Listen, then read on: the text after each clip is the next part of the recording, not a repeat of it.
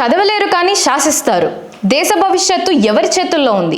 ఈ షాకింగ్ నిజాలు చూడండి. ఈ రోజు మనం మాట్లాడుకోబోయే విషయం చూస్తుంటే నవ్వాలో ఏడవాలో అర్థం కావడం లేదు. ఒక చిన్న అటెండర్ ఉద్యోగానికి వెళ్ళాలన్నా కనీసం 10th క్లాస్ పాస్ అవ్వాలని రూల్ పెట్టిన ఈ దేశంలో లక్షల మంది తలరాతలను మార్చే ఎమ్మెల్యే కావడానికి మాత్రం చదువు అవసరం లేదా? అక్షరం ముక్క కూడా రాకపోయినా మనల్ని ఏలవచ్చా? ఈ బీహార్ ఎమ్మెల్యే వీడియో చూశాక మీకే అర్థమవుతోంది అసలు విషయం ఏంటో. ఈమె బీహార్ ఎమ్మెల్యే మనోరమాదేవి. ఎన్నికల్లో గెలిచారు, అసెంబ్లీలో ప్రమాణ స్వీకారం కూడా చేస్తున్నారు.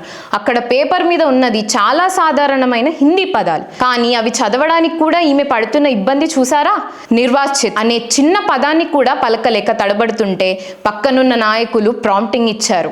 ఇది కేవలం కామెడీ అనుకుంటే పొరపాటే. ఒక ఎమ్మెల్యేగా కనీసం చదవడం రాని వ్యక్తి రేపు చట్టసభల్లో చర్చలు ఎలా చేస్తారు? మన సమస్యలను ఎలా చదివి వినిపిస్తారు? భారతదేశంలో ఒక కానిస్టేబుల్ అవ్వాలన్నా, ఒక ప్యూన్ అవ్వాలన్నా ఫిజికల్ టెస్ట్, ఎడ్యుకేషన్ సర్టిఫికేట్స్ అన్నీ ఉండాలి. కానీ రాష్ట్రాన్ని, దేశాన్ని నడిపే నాయకుడికి మాత్రం ఏమీ అక్కర్లేదు. తెలుసో తెలియకో మనం ఇలాంటి వాళ్ళకే అధికారం ఇస్తున్నాం. కర్ణాటక అసెంబ్లీలో ఒక నాయకుడు రేప్ లాంటి సున్నితమైన అంశంపై ఎంత నీచంగా మాట్లాడారో మనందరికీ తెలుసు. అంటే అక్కడ చదువు లేదు, అటు సంస్కారం కూడా లేదు. కేవలం కులం, డబ్బు, పవర్ చూసి ఓట్లు వేస్తే ఫలితం ఇలానే ఉంటుంది. మన నాయకులు మన కోసం బడ్జెట్ డిజైన్ చేస్తారు, కొత్త చట్టాలు రాస్తారు, కానీ వాళ్ళకి అసలు ఆ చట్టం అంటే ఏంటో చదవడం కూడా రాదు.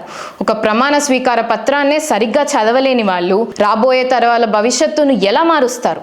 ఇదేనా మన దేశ భవిష్యత్తు? మనం అభివృద్ధి చెందుతున్న దేశమని చెప్పుకుంటున్నాం, కానీ మనల్ని నడిపించే నాయకుల్లో మాత్రం కనీస జ్ఞానం కరువవుతోంది. మనం ఓటు వేసేటప్పుడు క్వాలిటీస్ అస్సలు చూడటం లేదు. కేవలం డబ్బుకు, మద్యానికి లొంగిపోయి మన చేతులతో మన భవిష్యత్తుని మనమే నాశనం చేసుకుంటున్నాం.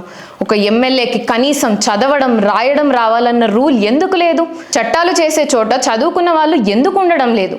ఈ ప్రశ్న మనల్ని మనం వేసుకోవాల్సిన సమయం వచ్చింది. సో ఈ వీడియో చూశాక మీ అభిప్రాయం ఏంటి? మన దేశంలో రాజకీయ నాయకులకు కూడా ఒక కనీస డిగ్రీ లేదా కనీస చదువు ఉండాలని మీరు అనుకుంటున్నారా?